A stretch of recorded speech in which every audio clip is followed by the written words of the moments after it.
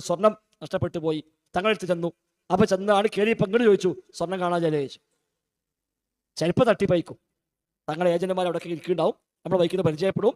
നമ്മൾ എടുത്തുമ്പോഴേക്കും അവർ അവിടെ പോയി കൊടുക്കും. അങ്ങനെ ആൾ വരുന്നുണ്ട്, പാനിട്ട ആളാണ്, തുണിട്ട ആളാണ്, മുടി ഇങ്ങനെയാണ്, കോലെങ്ങനെയാണ്, അയാൾ സ്വർണം പോയതാണ് എന്ന് മറ്റോ പോയി പറഞ്ഞിട്ടുണ്ടാവും. ഇത് ഇയാളെ ഏജൻസി മനുഷ്യന്മാരുണ്ടാവും.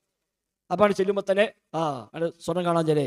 അപ്പം നമ്മൾ ചോദിക്കും, ഇയാൾ ഭയങ്കര കറാമത്തുള്ള ആളാട്ടോ, ഞാൻ പറയാതെ തന്നെ എൻ്റെ വിശ്വാസമല്ലോ. അത് തട്ടിപ്പയക്കും. ചെഴുതല്ല, ചെഴുത് ശൈത്താൻ പോന് ചില വിവരം കൊടുക്കും. നമ്മൾ കാണാത്തത് ശൈത്താന്മാർ കാണും. അപ്പൊ ആ വിവരത്തിന്റെ സ്ഥാനത്തിൽ ചിലപ്പം പറയും, ഇന്ന സ്ഥലത്തുണ്ട്, പോയി നോക്കിയാലും ചെല്ലുമ്പോൾ കിട്ടും ചെയ്യും. അതോടെ നമ്മളെ ഈമാനാണ് നഷ്ടപ്പെടും. അയാൾ ഭയങ്കര കഴിവാട്ടോ, അയാൾ പറഞ്ഞ അതേപോലെ തന്നെ ഉണ്ടായല്ലോ എന്ന് തോന്നിയിട്ട് മനുഷ്യന്മാർ അതിൽ പോയി വീഴും. അത് ശൈത്താന്റെ ഏർപ്പാടാണ്, അത് നമ്മളെ പറ്റിക്കുകയാണ് എന്ന് മനസ്സിലായാലോ പിന്നെ വൈക്ക് പോല. നബിയോട് സഹാബിമാർ ചോദിച്ചു, നബിയെ ജ്യോത്സ്യന്മാരെ കുറിച്ച് എന്താ പറയാനുള്ളത്? നബി ഞങ്ങൾ പറഞ്ഞു, ലൈസു ബിശൈഇൻ, അവർ ഒന്നുമല്ല, ഒരു ചുക്കുമല്ല ഒരു. അപ്പൊ സഹാബി പറഞ്ഞു, നബി അങ്ങനെ പറയാൻ പറ്റൂല, അവര് പറഞ്ഞ പല കാര്യങ്ങളും ശരിയാകുന്നുണ്ടല്ലോ. അത് ശരി, അത് പിശാചുക്കൾ കട്ട് കേട്ടിട്ട് ഇവന്റെ കാതിൽ കൂടുകയും മന്ത്രിച്ചു കൊടുക്കുകയാകുന്നു. അതിനെ കൂടെ 100 കളവും കൂടി അവർ കൂട്ടിച്ചേർക്കുകയും ചെയ്യും. അതാ പരിപാടിയിലെ. എന്നാ ശരി, അവസാനിപ്പിച്ചു. മറ്റേതോ അവിടെ പോയിട്ട് കാര്യമില്ല, അയാൾ പറഞ്ഞാൽ ശരിയാവില്ല എന്ന് പറഞ്ഞാൽ ഇവൻ പോയി പറയും, അയാൾ പറഞ്ഞാൽ ശരിയാവും ചെയ്യും. അപ്പൊ ഇവന് ഉറപ്പായി, നിങ്ങൾ മുജാഹിദ് പറഞ്ഞ പറയുന്നില്ല, അയാൾ പറഞ്ഞ ഉണ്ടായല്ലോ, അയാൾ പോലെ കറാമത്തുള്ള ആളാ, എനിക്ക് ബോധ്യപ്പെട്ടു പറയും. ഇത് കറാമത്തല്ല, ഇത് ശൈത്താനിയത്താണ് എന്ന് പറഞ്ഞെടുത്താലോ ക്ലിയറായി. ഇമാം ഷാഫി റഹ്മത്തുള്ളാഹി പറഞ്ഞു, ഒരാളിങ്ങനെ വായുവിടെ പറന്നു പോണ് കണ്ടാലും ഈ പെട്ടുപോണ്ട, പിശാച് അവനെ താങ്ങിക്കൊണ്ടു പോവുകയാണ് എന്ന് വിചാരിച്ചാൽ മതി. ഇപ്പൊ നാട്ടിൽ ഔല്യം എന്ന് വിചാരിക്കാം, ഒരു ഔല്യം വന്നു, എല്ലാവരും കൂടി പോയി കൂടി, നമ്മളൊക്കെ പറയാൻ എതിർത്തു.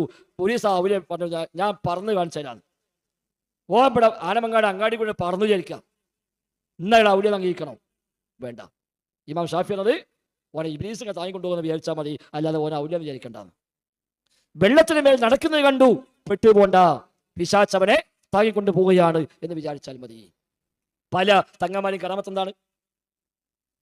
പുഴ നിറഞ്ഞിക്കുമ്പോൾ ഒരു ഇഴ നുള്ളിട്ട് ടൈം കൂടാണ്ട് അവിടെ കടന്നു പോയി എന്നാണ് പല കറാമത്തും പറയാം. അത് കണ്ടുകൊണ്ടാവില്ല മിക്കവാറും, കേട്ടുമ്പോൾ കേട്ട് പോകുന്നേക്കും. ഞങ്ങൾ കണ്ടു വിചാരിക്കാം, എന്നാൽ അതുകൊണ്ട് മാത്രം അയാൾ ഔല്യം പറയാൻ പറ്റുമോ? ഇല്ല.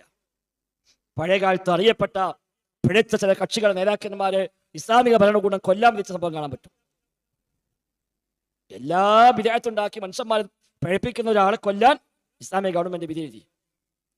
അങ്ങനെ കൊടുന്നു. അയാളെ വാളുകൊണ്ട് വെട്ടിയിട്ട് യേശുന്നില്ല, കഴുത്തിന് വെട്ടിയിട്ട് വാളാണ്ട് യേശുന്നില്ല, നല്ല മൂർച്ചുള്ള വാള്, പക്ഷെ മുറിയുന്നില്ല.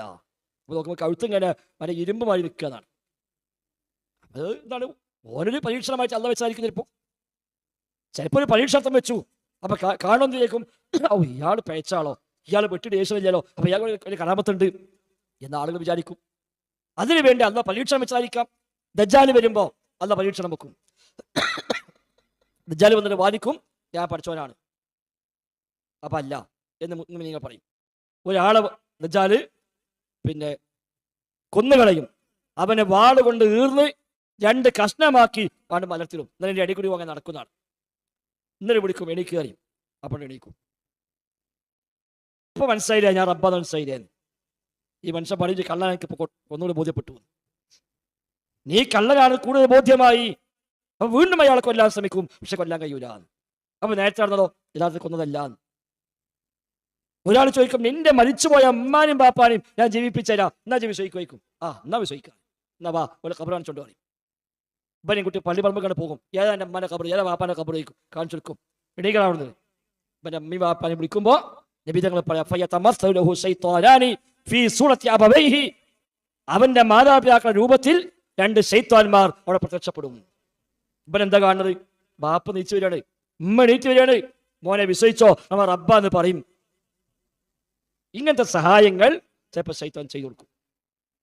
അതുകൊണ്ട് മാത്രം അത് ഔലിയാണെന്നോ മഹാനാണ് എന്നോ വരുന്നില്ല. അപ്പൊ അങ്ങനത്തെ സിദ്ധിയൊന്നും ആർക്കുമില്ല. ഇങ്ങനത്തെ ഇടപെടലുകൾ ചില മനുഷ്യന്മാരും പിശാചുകളും നമ്മളൊക്കെ ഉണ്ടാവും. അല്ല നമ്മുടെ സാധാരണ ജീവിതത്തിൽ എല്ലാത്തിനും ജിന്നിന് സഹായം ഒന്നും കിട്ടൂല. അങ്ങനത്തെ ഏർപ്പെടുന്നില്ല. പൈസ കടം ചോദിക്കാനോ സാധനം കൊണ്ടുവരാനോ പീടിയിൽ പോയി പറഞ്ഞേക്കാനോ അങ്ങനെ ഇങ്ങനെ നമ്മളൊരു നായിനെ വളർത്താൻ പോലെ വളർത്താൻ പറ്റിയ സാധനമല്ല ജിന്ന് എന്നുള്ളത്. ഇത് അവന്റെ ലക്ഷ്യത്തിന് വേണ്ടിയാണ് മനുഷ്യന്മാരെ സഹായിക്കുന്നത്. പിശാച് മനുഷ്യനെ സഹായിക്കണം എന്തിനാണ്? ഓനെ ഏജന്റിയാക്കി മാറ്റി അയാളിലൂടെ ഇവിടെ മനുഷ്യന്മാർ ശിർക്കിലേക്ക് കൊണ്ടുപോകണം. അതിന് ഓന് പറ്റൊരാളെ ഓൻ പിടിക്കും. അത് ചിലപ്പോൾ തങ്ങളെ പിടിക്കും, ബീവിനെ പിടിക്കും, ചിലപ്പോൾ ഒന്നുമില്ലാത്തവരെ പോയി പിടിക്കും. അതിലൂടെ ഒരുപാട് മനുഷ്യന്മാരെ ഈമാൻ തെറ്റിക്കാൻ പറ്റും. അതാണ് പിശാചിന് ആവശ്യം. അല്ല ഇവിടെ നമ്മളെ സഹായിക്കലോ നമ്മുടെ പ്രശ്നം തീർക്കലോ ഒരാവശ്യമല്ല.